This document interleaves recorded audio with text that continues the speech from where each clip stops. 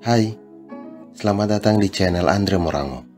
Video kali ini kita akan mencoba membahas tentang ukuran pemusatan. Video ini merupakan video berseri atau playlist yang bertema belajar statistika. Melalui playlist ini kita akan belajar mengenai ukuran pemusatan.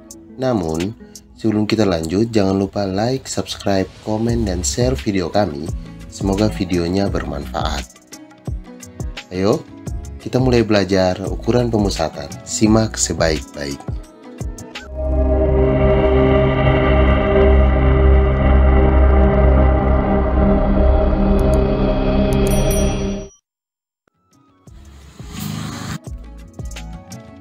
Ukuran pemusatan. Di dalam materi ukuran pemusatan, kita akan belajar mengenai mean, median, modus, dan hubungan mean, median, dan modus. Namun, video kali ini kita akan belajar tentang mean. Median, modus, dan hubungan mean, median, dan modus kita akan bahas pada video-video selanjutnya. Untuk video sebelumnya, linknya saya cantumkan ke dalam kolom deskripsi. Mean. Apa itu mean? Mean atau rataan atau nilai tengah merupakan salah satu ukuran untuk memberikan gambaran yang lebih jelas dan singkat tentang sekumpulan data dengan melihat pusat suatu data. Apabila data itu diurutkan dari yang terkecil sampai yang terbesar atau sebaliknya. Nah, mean biasa disimbolkan dengan X bar. Nah, mean, rata-rata mean atau jenis rata-rata itu ada tiga. Ada rata-rata aritmatik atau mean aritmatik atau rata-rata hitung. Ada rata-rata ukur atau mean ukur atau geometric mean. Dan rata-rata harmonik atau harmonic mean.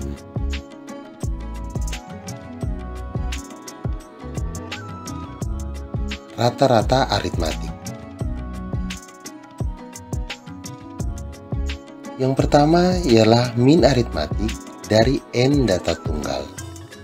Rumusnya X bar sama dengan X1 ditambah X2 ditambah X3 sampai dengan Xn ditambah Xn dibagi dengan n sama dengan sigma n J sama dengan 1 X ke J dibagi dengan N. Contohnya, seorang petugas memeriksa suatu contoh acak 7 kaleng ikan tuna merek tertentu untuk memeriksa presentasi ketidakmurniannya. Data yang diperoleh ialah 1,8, 2,1, 1,7, 1,6, 0,9, 2,7, dan 1,8. Hitunglah reratanya. X bar sama dengan, karena rumusnya X1 ditambah X2 ditambah X3 ditambah sampai pada tambah Xn dibagi dengan N.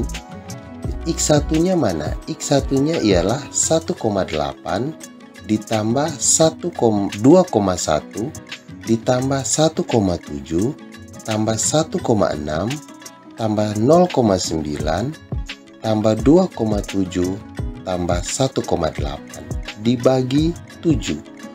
N ini apa? Kenapa nilainya 7? N ini menggambarkan banyaknya data. Nah, banyaknya data atau menggambarkan populasi. Ada 1, 2, 3, 4, 5, 6, 7. Sehingga dibagi dengan 7. Nilainya ialah 1,8. Nah, berarti rata dari 7 kaleng ikan tuna merek tertentu untuk memeriksa ketidakmurniannya ialah 1,8. Lanjut.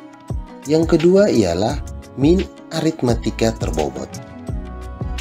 Nah, itu ialah rata-rata yang dihitung dengan memperhitungkan timbangan atau bobot untuk setiap datanya. Setiap penimbang atau bobot tersebut merupakan pasangan setiap data. Rumusnya ialah X bar sama dengan sigma NI sama dengan 1 X KI W KI dibagi dengan sigma NI sama dengan 1 W KI, di mana X bar sama dengan rata-rata, XI ialah data KI, WI data KW, dan N ialah jumlah datanya. Contoh, sebuah perguruan tinggi membuka penerimaan mahasiswa baru. Dalam rangka penerimaan, perguruan tinggi tersebut melaksanakan ujian masuk untuk calon mahasiswa baru. Calon mahasiswa baru diwajibkan mengikuti tes kemampuan 3 mata pelajaran, yaitu matematika, bahasa Inggris, dan pengetahuan umum. Untuk memberikan penilaian yang lebih baik, perguruan tinggi tersebut membobotkan setiap mata pelajaran yang diujiankan. Matematika diberi bobot 50, bahasa Inggris diberi bobot 30, dan ilmu pengetahuan umum diberi bobot 20. Setelah ujian dilaksanakan, seorang calon mahasiswa baru mendapatkan nilai sebagai berikut: matematika 65, bahasa Inggris 70, dan pengetahuan umum 80. Berapakah nilai rata-rata calon mahasiswa tersebut? X bar sama dengan 65 kali 50. 65 dan dikali dengan 50 didapat dari mana? 65 ini merupakan nilai pencapaian mahasiswa baru untuk mata pelajaran matematika. Dikali dengan 50, 50 ini merupakan bobot yang diberikan universitas untuk mata pelajaran matematika. Ditambah dengan 70 dikali dengan 30. 70 ini ialah nilai hasil pencapaian seorang calon mahasiswa untuk mata pelajaran bahasa Inggris. Dikali dengan 30 ialah bobot yang diberikan universitas untuk mata pelajaran bahasa Inggris. Ditambah 80 kali 20. 80 ini ialah hasil pencapaian calon mahasiswa baru mata pelajaran pengetahuan umum. Nah, dikali dengan 20, 20 ini ialah bobot yang diberikan oleh universitas untuk mata pelajaran pengetahuan umum. Nah, dibagi dengan 50, 30 tambah 30 tambah 20. 50 tambah 30 tambah 20 ini didapat dari penjumlahan setiap bobot nilai untuk setiap mata pelajaran, yaitu matematika 50, bahasa Inggris 30, dan ilmu pengetahuan umum ialah 20. Hasilnya ialah 6.950 dibagi dengan 100 sama dengan 69,5. Jadi, nilai rata-rata calon mahasiswa baru tersebut ialah 69,5. Selanjutnya ialah min aritmatik kelompok. Nah, rata-rata hitung dari data yang sudah disusun dalam bentuk tabel distribusi frekuensi dapat ditentukan dengan menggunakan formula yang sama dengan formula untuk menghitung nilai rata-rata dari data yang sudah dikelompokkan. Nah, bagaimana cara untuk menyusun tabel distribusi frekuensi dapat dilihat pada sebelumnya, yang linknya saya cantumkan di kolom deskripsi. Oke, kita lanjut. Rumusnya X bar sama dengan sigma N I sama dengan 1 XI FI, dibagi dengan sigma NI sama dengan 1 FI. Di mana X bar ialah rata-rata, XI tanda kelas KI, FI ialah frekuensi data KI, dan N ialah jumlah data. Contoh, tabel berikut ini ialah nilai ujian statistik 80 mahasiswa yang sudah disusun dalam tabel frekuensi.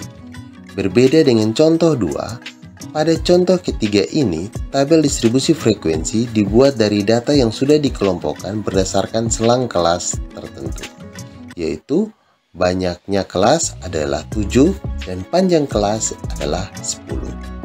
Ini datanya. Kelas pertama nilai ujiannya ialah 31 sampai 40 dengan frekuensi 2. Kelas kedua nilai ujiannya 41 sampai 50 dengan frekuensinya 3.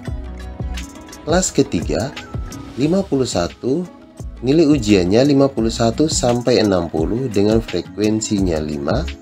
Kelas keempat 61 sampai 70 dengan frekuensinya 13. Kelas kelima 71 sampai 80 dengan frekuensinya 24. Kelas ke-6 nilai ujiannya 81 sampai 90 dengan frekuensi 21. Kelas ke-7 91 sampai 100 dengan frekuensi 12. Nah, frekuensi ini dijumlahkan menjadi 80.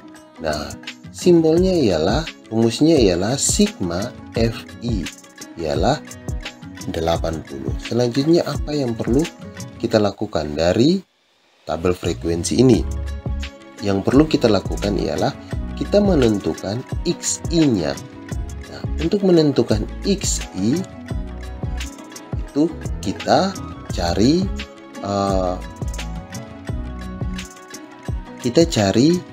nilai XI dengan nilai ujian ini kita jumlahkan dan dibagi 2, yaitu 31 ditambah 40 dibagi 2. Hasilnya ialah 35,5. Berikutnya 41 ditambah 50 dibagi 2 ialah 45,5. Berikutnya 51 ditambah 60 bagi 2 ialah 55,5. Berikutnya 61 ditambah 70 dibagi 2 ialah 65,5. Selanjutnya 71 ditambah dengan 80 dibagi 2 ialah 75,5. 81 ditambah 90 dibagi 2 ialah 85,5. Dan 90 ditambah 100 dibagi 2 ialah 95,5. Nah, nilai XI-nya kita sudah dapat. Sekarang kita cari nilai apa lagi? Nah, kita cari nilai XI FI. Nah, cara mencari nilai FI XI-nya tuh bagaimana? Itu ya kita cari dengan kita mengkalikan nilai X FI dengan nilai XI, yaitu atau nilai XI dikalikan dengan nilai FI, yaitu 35,5 dikali dengan 2, nilainya ialah 71,0. Berikutnya lagi 45,5 dikalikan dengan 3, yaitu nilainya 136,5. Berikutnya 55,5 dikali dengan 5 ialah 277,5. Berikutnya 65,5 dikali dengan 13 yaitu 851,5. Selanjutnya 75,5 dikali dengan 24 ialah 1812,0. Selanjutnya 85,5 dikali 21 ialah 1795,5. Dan yang terakhir ialah 95 dikali dengan 12 yaitu 1000 146,0. Nah, selanjutnya apa yang perlu kita lakukan? Kita harus cari sigma Fi Xi, yaitu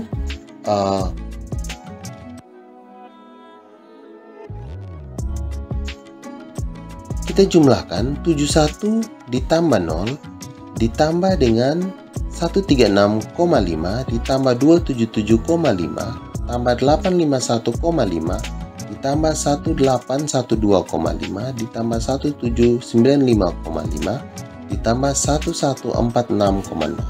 Nilainya berapa? Nilainya ialah 6090. Nah, selanjutnya kita masukkan ke dalam rumus X bar sama dengan sigma Ni sama dengan 1 Xi Fi dibagi dengan sigma Ni sama dengan 1 Fi. Nah, nilai Xi Fi ialah sigma Xi Fi ialah 6090 dibagi dengan nilai sigma Fi yaitu 80. Berarti nilainya ialah 76. Berarti kita bisa ambil kesimpulan kalau nilai rata-rata dari 80 mahasiswa yang sudah disusun dalam tabel ini ialah 76,6. Oke.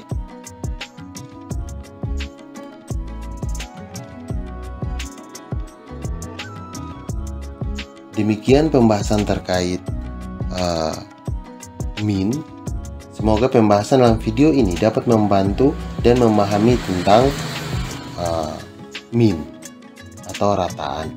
Nah, ikuti pembelajaran terkait lainnya di channel ini. Jika ada pertanyaan tentang materi yang dibahas dalam video ini, kalian dapat menuliskan ke dalam kolom komentar. Untuk setiap pertanyaan yang diberikan, kami usahakan untuk merespon dengan baik. Oke? Semoga video ini bermanfaat bagi kita semua. Jangan lupa komen, like, share, dan subscribe, dan akan menjadi motivasi bagi kami untuk berbagi ilmu pengetahuan.